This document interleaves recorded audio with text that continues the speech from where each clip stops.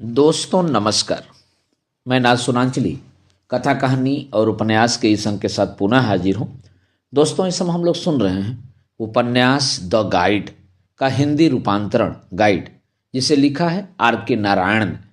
दोस्तों इस उपन्यास के अब तक मैं 5 अध्याय का वाचन अपने वाचन के पिछले क्रम में कर चुका हूँ। दोस्तों 5वां अध्याय चूंकि बड़ा है तो इसको मैंने 2 भागों में बांटा है। इसके एक भाग का वाचन मैं पिछले क्रम में कर चुका हूँ। 5वें ही अध्याय के दूसरे भाग का वाचन मैं आज करूँगा। तो आते हैं 5वें अध्याय के दूसरे भाग के वाचन पर। जानते हो, जिंदगी में मेरा एक वसूल है। मैं छोटी छोटी परेशानियों से बचना चाहता हूँ। मुझे खर्च की कोई चिंता नहीं। मैंने जोजफ से कहा कि वह 2 मील दूर अपने गांव से जाकर खाने पीने की चीज़ें ला दे। फिर मैंने मार्को से कहा, क्या आप मुझे कुछ रुपए दे देंगे? बाद में मैं आपको सारा हिसाब दे दूंगा, ताकि बार बार छोटी छोटी रकमों की अदायगी के लिए आपको परेशान न करूं। इस बात का मार्को पर क्या असर पड़ेगा, यह पहले से बताना मुश्किल था। वह अस्थिर प्रकृति का आदमी था। कभी वह ऊंची आवाज में कहता कि उसे रुपए पैसे की कोई परवाह नहीं। अगले ही क्षण अचानक वह कंजूसी दिखाने लगता और बही खाता जांचने वाले ऑडिटर सरीखी मनोवृत्ति का प्रदर्शन करता। लेकिन मैंने देखा कि रसीद दिखाने पर वह पाई पाई चुका देता था। बिना रसीद के वह एक आना तक देने को तैयार नहीं होता था। लेकिन अगर उसके हाथ में कागज थमा दिया जाता तो शायद वह अपनी सारी जायदाद आपके नाम कर देता। अब वह तिकड़म मेरी समझ में आ गई थी। चूंकि उसकी जुबान से साफ साफ बात नहीं निकल रही थी, इसलिए मैंने कहा, आपको हर रकम की रसीद मिलेगी। इसकी जिम्मेदारी मैं लेता हूँ। इस बात से वह खुश हुआ और उसने अपना बटुआ खोला। मैं टैक्सी को वापस भेज रहा था। गफूर से रसीद पर दस्तखत करवाने के बाद मैंने जोजब को पैसे दिए कि वह गांव के होटल से जाकर खाना ले आए। चूँकि मैं इंतजाम करने में लगा था, इसलिए अपनी प्रियतमा के चेहरे की तरफ देखने की मुझे फुर्सत नहीं थी। हालांकि मैं बार बार उसकी तरफ देख रहा था। जोजफ ने कहा, गुफाएं यहाँ से 2 मील दूर हैं। इस वक्त तो हम वहाँ नहीं जा सकते। कल सुबह जाना ठीक रहेगा। नाश्ते के बाद जाकर दोपहर के खाने तक लौट सकते हो। पीक हाउस मेम्पी की पहाड़ियों के शिखर पर बना था। सड़क यहीं पर खत्म हो जाती थी। उत्तरी बरामदे में शीशे की दीवार बनी थी, जहाँ से 100 मील दूर का क्षितिज दिखाई देता था।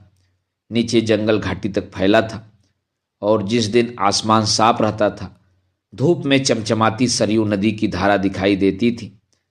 प्राकृतिक वातावरण के प्रेमियों और जंगली पशुओं को देखने के शौकीन लोगों के लिए वह स्थान स्वर्ग के समान था। रात के वक्त बरामदे के शीशों में से जंगल में घूमते हुए जानवर साफ दिखाई देते थे। लड़की इस दृश्य को देखकर आनंद विभोर हो उठी थी। बगल के चारों तरफ घनी हरियाली थी। वह खुशी से चीखती हुई पेड़ पौधों को छू रही थी। लेकिन उसके पति ने किसी प्रकार की भावुकता का प्रदर्शन नहीं किया। लड़की जिन चीज़ों में भी दिलचस्पी लेती थी, लगता था उसके पति को उन चीज़ों से चिढ़ हो जाती थी। अचानक हजारों फुट नीचे धूप में नहाए मैदानों को देखकर वह ठिठक गई। मुझे डर लगा कि शायद रात के वक्त वह इस दृश्य से भयभीत हो जाएगी। गीदड़ बोल रहे थे। हर किस्म के जानवरों की गुर्राहटें और दहाड़ें सुनाई दे रही थीं। जोजेफ एक टोकरी में खाना ले आया और मेज पर रखकर चला गया। वह सुबह के नाश्ते के लिए दूध, कॉफ़ी और चीनी भी ले आया था और उसने मुझे वह जगह दिखाई जहाँ कोयले की अंगीठी रखी थी। लड़की खुशी से चिल्लाई, जब मैं आवाज़ दूँ तभी सब लोग उठना। मैं सबके लिए काफ़ी बनाऊंगी। जोजफ ने कहा, मेहरबानी करके भीतर से दरवाज़ा बंद कर लीजिएगा। उस बरामदे में बैठकर आप शेरों और दूसरे जानवरों को घूमता हुआ देख सकती हैं, लेकिन किसी किस्म की आवाज़ मत कीजिएगा। यही असली राज है। इसके बाद जोजेफ लालटेन उठाकर सीढ़ियों से नीचे उतर गया।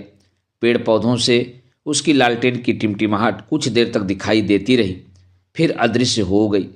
लड़की ने कहा, बेचारा जोजेफ, वह कितना बहादुर है, अकेला ही जंगल में चला गया। उसके पति ने लापरवाही से जवाब दिया, इसमें कोई ताजुब नहीं, शायद उसकी पैदाइश और परवरिश यही हुई है। फिर उसने मेरे तरफ देखकर पूछा, क्या तुम उसे जानते हो? हाँ, वह उस गांव में पैदा हुआ था और बचपन से ही इस बंगले की देखभाल करता आ रहा है। उसकी उम्र कम से कम 60 साल होगी। वह ईसाई कैसे बना? यहाँ ईसाई मिशन था। मिशनरी लोग हर किस्म की जगहों पर जाकर बस जाते हैं, यह तो आप जानते ही हैं। मैंने कहा। जोजेफ हमें पीतल के 2 लैंप तेल से भरकर दे गया था। एक मैंने रसोई घर की मेज पर रख दिया और दूसरा मैंने लड़की के पति को दे दिया। बंगले का बाकी हिस्सा अंधेरे में था। बरामदे के शीशे में से आसमान के तारे दिखाई दे रहे थे। हम तीनों मेज के गिर्द बैठ गए। मुझे मालूम था कि प्लेटें कहाँ रखी हैं। मैंने प्लेटें मेज पर लगा दी। शाम के करीब 7:30 बजे थे। हमने बड़ा शानदार सूर्यास्त देखा था। उसके बाद उत्तरी आकाश पर छाई लालिमा की तारीफ भी की थी। सूरज के नज़रों से ओझल होने के बाद भी पेड़ों की फुनगियां भटकी हुई लाल किरणों से आलोकित हो उठी थी। इस प्रशंसा की एक साझी भाषा पैदा हो गई थी। लड़की का पति चुपचाप हम दोनों के पीछे पीछे चल रहा था। मेरे मन का संगीत फूट पड़ा था। अचानक उस आदमी ने कहा, अरे राजू, तुम भी कभी हो? मैंने विनीत भाव से इस प्रशंसा को ग्रहण किया। खाने के वक्त मैंने प्लेट उठाकर खाना परोसने की कोशिश की, लेकिन लड़की ने कहा, नहीं नहीं, मैं तुम दोनों को खाना खिलाकर अच्छी गृहिणी की तरह खुद बाद में खाऊंगी। आहा, यह तो बड़ा अच्छा विचार है। पति ने मजाक किया। लड़की ने प्लेट पकड़ने के लिए मेरी तरफ हाथ बढ़ाया, लेकिन मैंने खुद खाना परोसने का आग्रह किया। अचानक उसने आगे बढ़कर प्लेट जबरदस्ती मेरे हाथ से छीन ली। उस स्पर्श से क्षण भर के लिए मेरा सर चकरा गया। मेरी दृष्टि धुंधली पड़ गई। हर चीज एक मीठी अंधेरी धुंध में खो गई, मानो वातावरण में क्लोरोफार्म छिड़क दिया गया हो। खाना खाते वक्त मैं उसके स्पर्श के बारे में सोचता रहा। हम क्या खा रहे थे और वे लोग क्या बातें कर रहे थे, इसकी मुझे कतई होश नहीं था। मैं सर झुकाए बैठा था। लड़की के चेहरे की ओर जब मेरी नज़र जाती या जब उसकी नज़रों से मेरी नज़रें टकराती तो मैं घबरा उठता। मुझे याद नहीं हम लोगों ने किस वक्त खाना खत्म किया और वह प्लेटें उठाकर ले गई। मुझे सिर्फ उसकी कोमल अदाओं का हल्का सा आभास हो रहा था और मैं उसके सुनहरी स्पर्श के बारे में सोच रहा था। मेरे मन का एक हिस्सा लगातार कह रहा था, नहीं नहीं, यह बात ठीक नहीं। याद रखो, मार्को उसका पति है। ऐसी बात तुम्हें सोचनी भी नहीं चाहिए। लेकिन विचारों को पीछे धकेलना नामुमकिन था। मेरी थकी अंतरात्मा ने कहा, कहीं मार्को तुम्हें गोली से न उड़ा दे। क्या उसके पास पिस्तौल है? मेरे मन के दूसरे हिस्से ने कहा। खाने के बाद लड़की ने कहा, चलो शीशे वाले बरामदे में चलें। मैं जंगली जानवरों को जरूर देखूंगी। तुम्हारा क्या ख्याल है? क्या वे इस वक्त यहाँ आएंगे? हाँ, अगर हम खुशकिस्मत हुए और हमने धीरज दिखाया। लेकिन क्या तुम्हें डर नहीं लगेगा? अंधेरे में बैठना पड़ता है। मेरे इस डर दिखाने पर वह खिलखिलाकर हंस पड़ी और उसने मार्को को साथ आने का निमंत्रण दिया। लेकिन मार्को ने कहा कि वह एकांत चाहता है। उसने कुर्सी लैंप के नज़दीक खिसका ली, अपना बैग निकाला और फौरन कागजों को पढ़ने में तल्लीन हो गया। लड़की ने कहा, अपने लैंप को ढाँप कर रखो। मैं नहीं चाहती कि मेरे जानवर डरकर भाग जाए। वह दबे कदमों से बरामदे में गई और एक कुर्सी खींचकर बैठ गई। फिर उसने मुझसे कहा, क्या तुम भी कागजों में खो जाओगे? नहीं नहीं, मैंने जवाब दिया और हिचकिचाता हुआ अपने और उसके कमरे के बीच आकर खड़ा हो गया। तो फिर आओ भी। तो मुझे जंगली जानवरों के रहम पर तो नहीं छोड़ देना चाहते हो? मैंने उसके पति की प्रतिक्रिया जानने के लिए उसकी तरफ देखा, लेकिन वह पढ़ने में तल्लीन था। मैंने पूछा, आपको किसी चीज़ की ज़रूरत तो नहीं? नहीं, मैं बरामदे में हूँ, जरूर जाओ, उसने सर ऊपर उठाए बगैर कहा। लड़की शीशे की दीवार के साथ सटकर बैठी थी और गौर से बाहर देख रही थी। मैं धीरे से अपनी कुर्सी उसकी कुर्सी के बगल में रखकर बैठ गया। कुछ देर बाद उसने पूछा, यहाँ तो कोई भी नहीं, क्या सचमुच जानवर यहाँ आते हैं या यह भी कोई मनगढ़ंत किस्सा है? नहीं, बहुत से लोगों ने जानवरों को देखा है। कौन से जानवर? शेर। यहाँ शेर? वह हंसने लगी। मैंने तो किताबों में पढ़ा है कि शेर सिर्फ अफ्रीका के जंगलों में पाए जाते हैं, लेकिन सचमुच यह तो नहीं। माफ़ करना, मुझसे गलती हो गई थी। मेरा मतलब चीतों, तेंदुओं और भालुओं से था। कई बार हाथी भी घाटी पार करके तालाब में पानी पीने आते हैं। मैं पूरी रात यहाँ गुजारने के लिए तैयार हूँ। उन्हें भी एकांत पसंद है। कम से कम यहाँ खामोशी और अंधेरा है, और अंधेरे में हम किसी चीज़ का इंतजार तो कर सकते हैं। मुझे कोई जवाब न सूझा। उसकी सुवास मेरे रोम रोम पर छा गई थी। शीशे के पार आसमान में तारे चमक रहे थे। उसने उबासी लेकर पूछा, क्या हाथी इस शीशे को तोड़कर भीतर नहीं आ सकता? नहीं, दूसरी तरफ एक खाई है। जानवर यहाँ तक नहीं पहुँच सकते। इसी वक्त हरियाली में किसी जानवर की चमकदार आंखें दिखाई दी। रोजी ने मेरी आस्तीन खींचकर उत्तेजित स्वर में फुसफुसाकर कहा, कोई चीज है। कौन सा जानवर है? शायद तेंदुआ है। मैंने बातचीत जारी रखने के लिए कहा। ओह, वे फुसफुसाहटें, सितारे और अंधेरा कितना मादक था। उत्तेजना से मेरे श्वास की गति तेज हो गई। उसने पूछा, क्या तुम्हें जुकाम हो गया है? मैंने कहा, नहीं तो। फिर तुम्हारी सांसों में इतनी आवाज़ क्यों है? मेरे जी में आया कि अपना चेहरा उसके चेहरे के साथ सटा दूं और फुसफुसा कर कहूं, तुम्हारा नृत्य बहुत शानदार था। तुम बड़ी प्रतिभाशाली हो। किसी दिन फिर नाचना। ईश्वर तुम पर कृपालु रहे। क्या तुम मेरी प्रेयसी बनोगी? लेकिन खुशकिस्मती से मैंने अपने मन पर काबू पा लिया। मैंने पीछे मुड़कर देखा। मार्को दबे पांव आकर हमारे पीछे खड़ा हो गया था।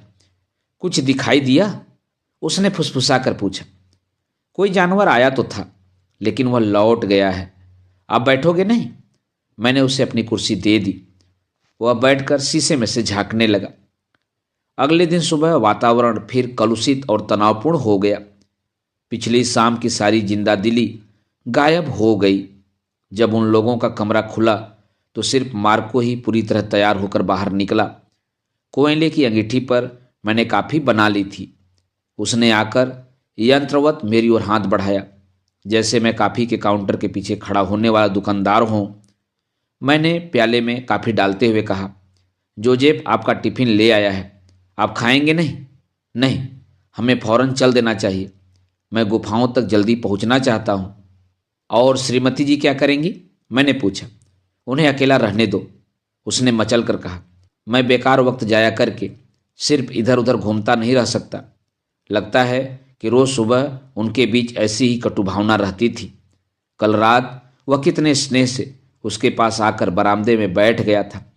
आखिर रात को ऐसा क्या हुआ कि इस वक्त वे एक दूसरे को नोच खाना चाहते थे? क्या वे बिस्तर में बैठकर आपस में लड़ते झगड़ते रहे थे, या कि उसने अपने सिकों से मार्को को थका दिया था? मैं चीख कर कहना चाहता था, अरे राक्षस, तुम उस परिजादी से रात को कैसा दुर्व्यवहार करते हो कि वह सुबह उठकर भी दुखी बनी रहती है।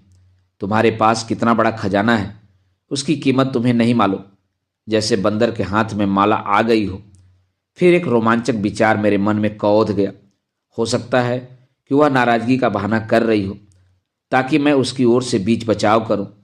मार्को ने कॉफी पीकर प्याला रख दिया और कहा, अब हमें चलना चाहिए।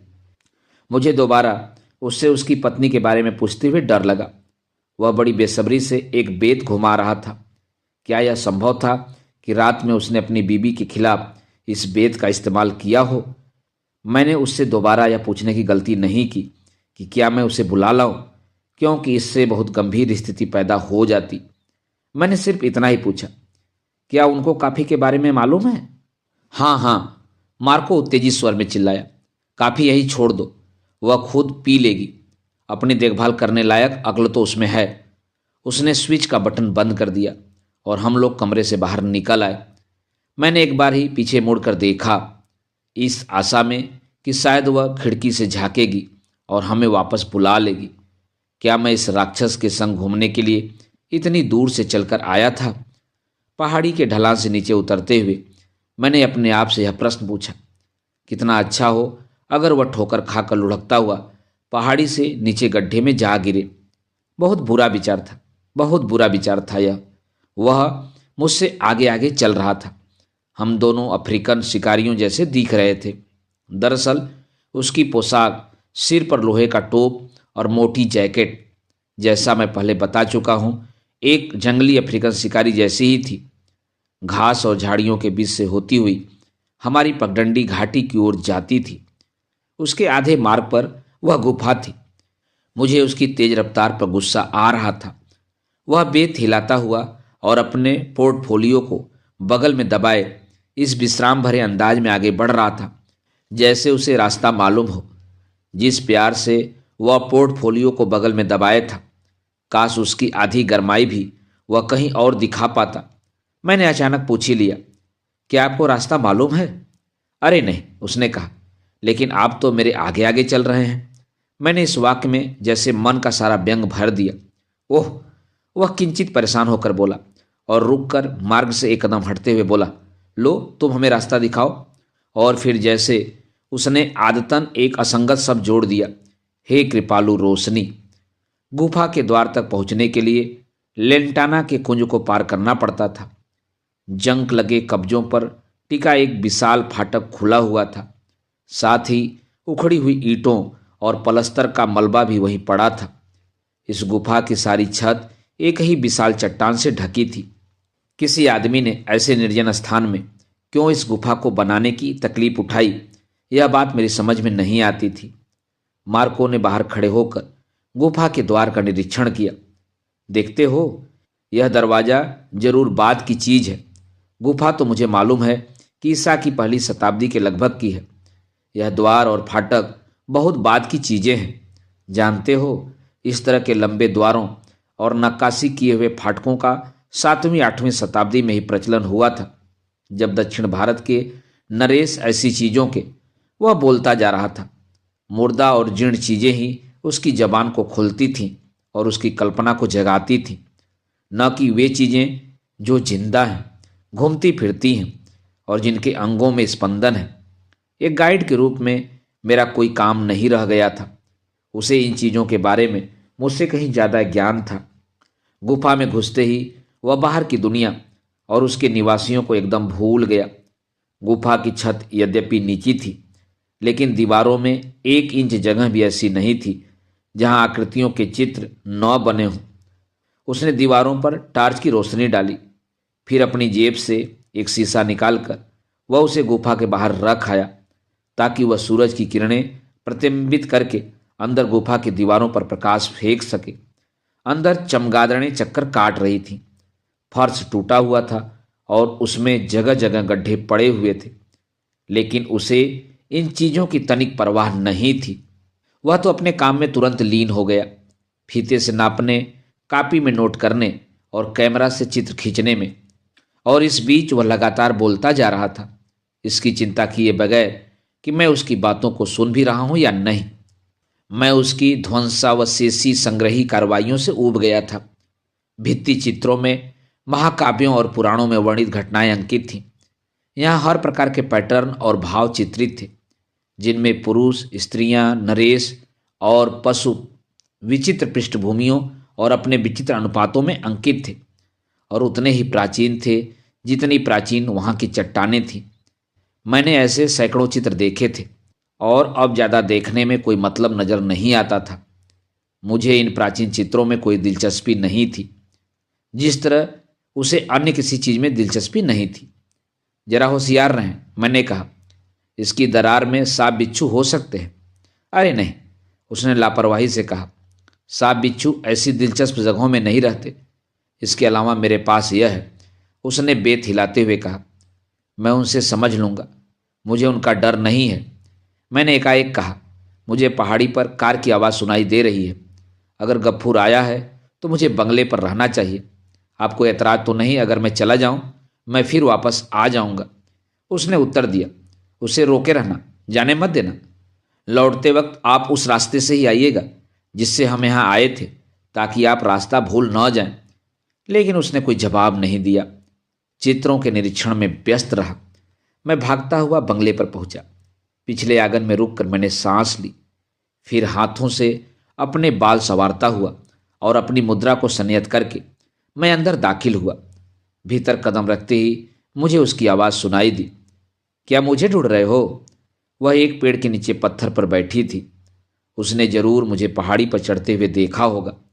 मैं तो तुम्हें आधे मील से देख रही थी, लेकिन तुम मुझे नहीं देख सकते थे। उसने ऐसे कहा जैसे उसने कोई गलती पकड़ी हो। तुम ऊपर चोटी पर थी और मैं नीचे घाटी में था, मैंने कहा। मैं उसके पास गया और मैंने बड़े शिष्ट अंदाज में उससे काफ़ी पीने के बारे में पूछा। वह इस वक्त बड़ी उदास और गंभीर दिख रही थी। मैं भी उसके पास पड़े एक पत्थर पर बैठ गया। तो तुम अकेले लौट आए हो और शायद वे दीवारों को ताक रहे हैं, उसने कहा। हाँ, मैंने संक्षिप्त उत्तर दिया। वे हर जगह यही करते हैं। शायद उन्हें इसमें बहुत गहरी दिलचस्पी है, इसीलिए। तुम्हारी दिलचस्पी किस चीज़ में है? ठंडी और जीर्ण पुरातन दीवारों के अलावा हर चीज़ में, उसने कहा। मैंने अपनी घड़ी की ओर देखा। मुझे मार्को के पास से आए करीब 1 घंटा हो गया था। मैं अपना समय बर्बाद कर रहा था। समय मेरी उंगलियों में से फिसल कर बहा जा रहा था। मुझे अगर सफलता पानी है तो मुझे इस मौके का फायदा उठाना चाहिए। मैंने साहसपूर्वक पूछा, हर रात को शायद तुम लोग बैठकर आपस में झगड़ते हो, है ना? हम लोग जब अकेले में होते हैं तब बातें करते करते बहस करने लगते हैं और फिर हर बात पर झगड़ते हैं। अधिकतर बातों में हमारा मतभेद रहता है। फिर वह मुझे अकेला छोड़कर चला जाता है और जब लौटता है तब हमारे बीच कोई झगड़ा नहीं रहता। बस इतनी सी बात है। हाँ, जब तक फिर रात नहीं आती, मैंने कहा। हाँ हाँ, यह बात कल्पना में भी नहीं आती कि कोई तुमसे बहस से झगड़ा भी कर सकता है। तुम्हारे पास होना भर कितना बड़ा सुख है, उसने तपाक से पूछा। तुम्हारा मतलब? मैंने स्पष्ट शब्दों में बात समझाई। मैं जरूरत पड़ने पर आज अपने को बर्बाद करने के लिए भी तैयार था, लेकिन मैं आज उसको सब कुछ बता दूंगा। अगर वह मुझे ठोकर मारकर निकाल देना चाहे तो ऐसा कर सकती थी, लेकिन मेरी बात सुनने के बाद ही। मैंने अपने मन की बात कही। मैंने उसके नृत्य की तारीफ की।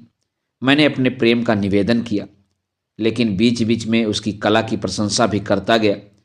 एक सांस में मैं उसे कलाकार कहता, दूसरी सांस में अपने हृदय की रानी।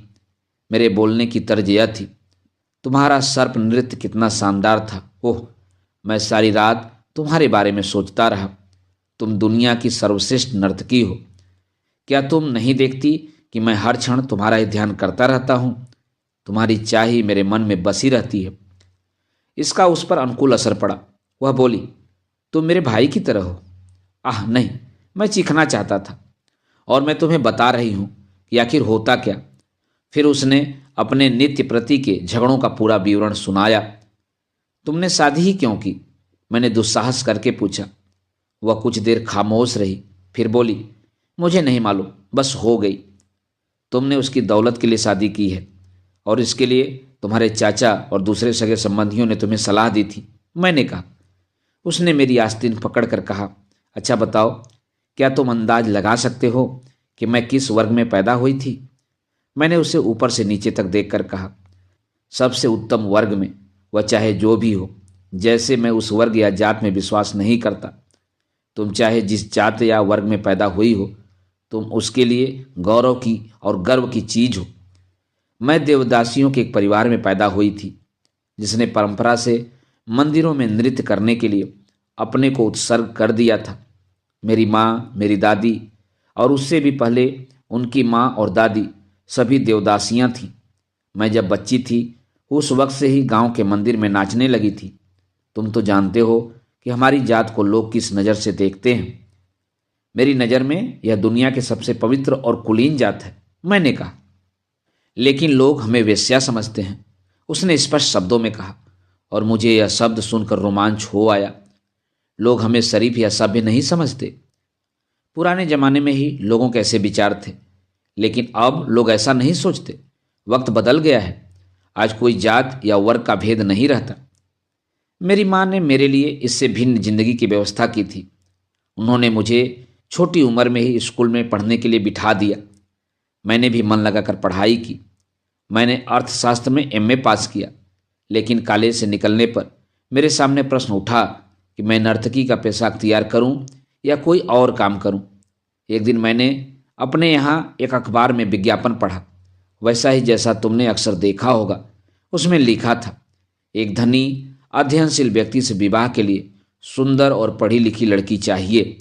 जात पात का कोई बंधन नहीं, सुंदरता और यूनिवर्सिटी की डिग्री ही आवश्यक है। और मैंने अपने आप से प्रश्न किया, क्या मैं सुंदर हूँ? ओह, इसमें भी किसी को संदेह हो सकता था। मैंने यूनिवर्सिटी की डिग्री हाथ में पकड़कर तस्वीर खिंचवाई और विज्ञापन के जवाब में भेज दी। तो इस तरह हम मिले। मार्को ने मुझे अच्छी तरह देखभाल कर मेरी डिग्री की जांच की और फिर रजिस्ट्रार के यहाँ जाकर हमने शादी कर ली। क्या पहली बार देखकर तुम्हें मार्को पसंद आया था? अब यह सब मुझसे मत पूछो, उसने मुझे डांटा। शादी का फैसला करने से पहले हमने कई बार आपस में बहस मुबाहिसा किया था। मेरे यहाँ लोगों के सामने यह प्रश्न था कि क्या अपने वर्ग और अपनी हैसियत से इतने ऊपर उठकर मुझे शादी करनी चाहिए। लेकिन मेरे परिवार की सभी औरतें बहुत प्रभावित थीं और वे खुशी से फूली नहीं समाती थीं। और एक इतना धनी आदमी हमारे वर्ग में शादी करने आ रहा है और यह तय हुआ कि अगर अपने परंपरागत हुनर को छोड़ना जरूरी हो तो यह त्याग इस संबंध के मुकाबले में बड़ा नहीं है।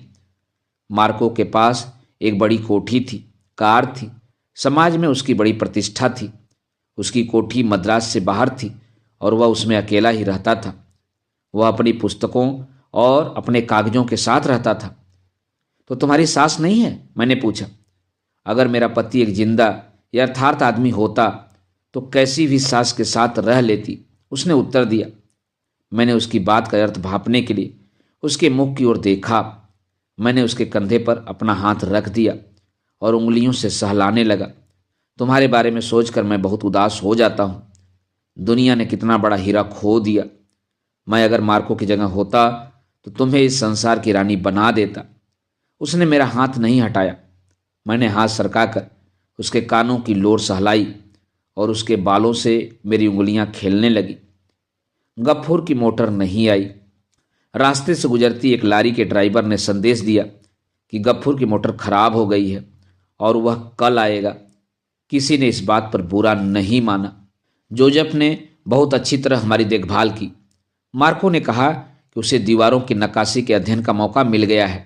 मैंने भी बुरा नहीं माना। मैं रात के वक्त शीशे में से जंगली जानवर देखता और लड़की का हाथ अपने हाथ में ले लेता। मार्को अपने कमरे में बैठकर नोट्स का अध्ययन करने में तल्लीन रहता। जब गफूर की मोटर आई तो मार्को ने कहा, मैं यहाँ और रुकना चाहता हूँ। मुझे नहीं मालूम था कि यहाँ ज़्यादा वक्त लग जाएगा। क्या तुम होटल के कमरे में से मेरा काला संदूक ला सकते हो? उसमें कुछ कागज रखे हैं। अगर तुम्हें ज़्यादा फर्क न पड़े तो मैं चाहूँगा कि तुम भी यहीं रहो। मैं हिचकिचाया। फिर मैंने क्षण भर के लिए लड़की की तरफ देखा। उसकी आंखों में एक मूक निवेदन था। मैं राजी हो गया। मार्को ने कहा, अगर तुम्हारे और कामों में हर्ज न होता तो तुम इसे भी अपने काम का हिस्सा समझ सकते हो। मैंने हिचकिचाकर कहा, ठीक है, लेकिन मैं आपकी मदद करना चाहता हूँ।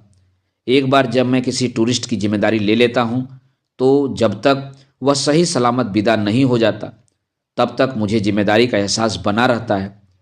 जब मैं मोटर में जाकर बैठा तो लड़की ने अपने पति से कहा, मैं भी शहर वापस जा रही हूँ, मुझे अपने संदूक से कुछ चीज़ें निकालनी है। मैंने कहा, हो सकता है हम लोग आज रात न लौट सके। मार्को ने अपनी बीबी से पूछा, तुम सब कुछ संभाल लोगी? हाँ। जब मोटर पहाड़ी के नीचे उतर रही थी तो मैंने देखा कि गफूर शीशे में से बार बार हमारी तरफ देख रहा था। हम दूर सरक कर बैठ गए जहाँ तक उसकी निगाह नहीं जा सकती। शाम के वक्त हम होटल पहुँचे। मैं उसके पीछे पीछे उसके कमरे में गया। क्या हम आज रात को ही वापस लौट चलें? मैंने पूछा। क्यों? मान लो रास्ते में गफूर की मोटर खराब हो जाए तो? उस सड़क पर इस मोटर का कोई भरोसा नहीं। मैं आज रात यहीं रहूंगी। मैं कपड़े बदलने घर चला गया। मुझे देखते ही माँ ने सवाल करने शुरू कर दिए। उसे बहुत सी बातें मालूम थी। मैंने उसकी बातें अनसुनी कर दी। नहा धोकर मैंने अपना एक खास जोड़ा निकाला और पुराने कपड़ों की गठरी बनाकर माँ को दे दी। दुकान वाले लड़के के हाथ एक कपड़े धोबी के यहाँ भिजवा दो और कहलवा दो कि इन्हें अच्छी तरह से धोकर इस्त्री करे। कल मुझे इन कपड़ों की ज़रूरत पड़ सकती है। छैला बनते जा रहे हो? माँ ने गौर से मुझे देखते हुए कहा। आजकल इतनी भगदड़ क्यों मचाते हो? मैं कोई बहाना बनाकर वहाँ से चला आया। उस दिन मैंने अपने घूमने के लिए गफूर की मोटर किराए पर ली। मैं सच्चे अर्थों में गाइड बन गया था। इतने उत्साह से मैंने कभी किसी यात्री को शहर नहीं दिखाया था। मैंने रोजी को सारा शहर दिखाया, टाउन हॉल का टावर दिखाया। फिर सरयू के किनारे रेत पर बैठकर हम लोगों ने नमकीन मूंगफली खाई। वह बिल्कुल बच्ची की तरह पेश आ रही थी। हर चीज को देखकर वह खिल उठती थी। हर चीज उसे पसंद आती थी। मैं उसे शहर के नज़दीकी बस्ती के बाजार में ले गया और कहा कि वह अपने मनपसंद की कोई भी चीज खरीद ले। शायद वह पहली बार दुनिया को देख रही थी। दुकान से बाहर निकलकर गफूर ने एकांत में ले जाकर मुझे चेतावनी दी, याद रखो वह शादीशुदा औरत है। तो क्या हुआ? तो मुझे यह बात क्यों बता रहे हो? जनाब नाराज मत हो, मैं सिर्फ यह कहना चाहता हूँ कि जरा धीमी रफ्तार से चलो। गफूर, तुम्हारे दिल में गंदे विचार हैं। मैं उसे अपनी बहन समझता हूँ। मैंने यह कहकर उसकी जबान बंद कर दी। उसने सिर्फ इतना कहा, तुम ठीक कहते हो। मुझे क्या, जिसने उससे शादी की है वह यहाँ मौजूद है और मुझे अपनी बीबी की चिंता करनी चाहिए। फिर मैं दुकान के भीतर चला गया। रोजी ने मोर के आकार की एक चांदी का ब्रूज पसंद किया था। मैंने वह ब्रूज खरीदकर उसकी साड़ी पर लगा दिया। फिर हम लोगों ने ताज की छत पर बैठकर खाना खाया, जहाँ से सरयू नदी की सरपिल धारा दिखाई देती थी। जब मैंने उस दृश्य की तरफ उसका ध्यान आकर्षित किया तो वह बोली, यह सुहावना दृश्य है, लेकिन इस बार मैंने इतनी घाटियाँ, पेड़ और नाले देखे हैं जो जिंदगी भर के लिए काफ़ी होंगे। हम दोनों हंस पड़े। आजकल हम हर वक्त खिलखिलाते रहते थे। उसे बाजार में घूमना, होटल की भीड़ में बैठकर खाना खाना, सिनेमा देखना बहुत पसंद था। मालूम होता था कि इन दिनों वह इन साधारण सुखों से वंचित रही थी। मैंने सिनेमा पहुंचकर मोटर वापस लौटा दी। मैं नहीं चाहता था कि गफूर मेरी गतिविधियों का निरीक्षण करे। पिक्चर देखने के बाद हम लोग पैदल होटल की तरफ चल पड़े। पिक्चर में क्या था, उसकी तरफ हमारा ध्यान नहीं गया था। मैंने बॉक्स की टिकटें खरीदी थी। हल्के पीले रंग की क्रेप की साड़ी में वह इतनी आकर्षक लग रही थी कि लोग लगातार उसी की तरफ देखते जा रहे थे। उसकी आंखों में जिंदा दिली और कृतज्ञता की चमक थी। मैं जानता था कि मैंने उस पर एहसान किया था। आधी रात होने वाली थी। होटल के डेस्क पर बैठे आदमी ने उदासीन भाव से हमें कमरे की तरफ जाते देखा। इन लोगों को जिज्ञासु न होने की तालीम दी जाती है। 28 नंबर के कमरे के सामने जाकर मैं ठिठक गया। वह दरवाज़ा खोलकर हिचकिचाहट भरे अंदाज में भीतर चली गई और दरवाजे को आधा खुला छोड़ गई। क्षण भर के लिए उसने मेरी तरफ देखा, उसी तरह जैसे उसने पहले दिन देखा था। मैंने फुसफुसा कर पूछा, क्या मैं चला जाऊं? हाँ चले जाओ, गुड नाइट, उसने क्षीण स्वर में कहा। तुम्हारी इजाज़त हो तो मैं भी भीतर न आ जाऊं? मैंने चेहरे पर ज़्यादा से ज़्यादा उदासी का भाव लाकर कहा, नहीं नहीं, वापस चले जाओ। लेकिन किसी सहज भावना से प्रेरित होकर मैंने उसे हल्का सा धक्का देकर रास्ते से हटा दिया और भीतर जाकर जैसे दुनिया के दरवाजे पर ताला लगा दिया। दोस्तों, अभी आप सुन रहे थे उपन्यास द गाइड के 5वें अध्याय का वाचन मेरे अर्थात नाथ सोनांचली के स्वर में। दोस्तों, उपन्यास द गाइड, जिसे लिखा है आर के नारायण, के आगे के अध्यायों का वाचन आप मेरे वाचन के अगले क्रम में सुन सकते हैं। तो जुड़े रहिए कथा कहानी और उपन्यास के साथ। धन्यवाद। नमस्कार।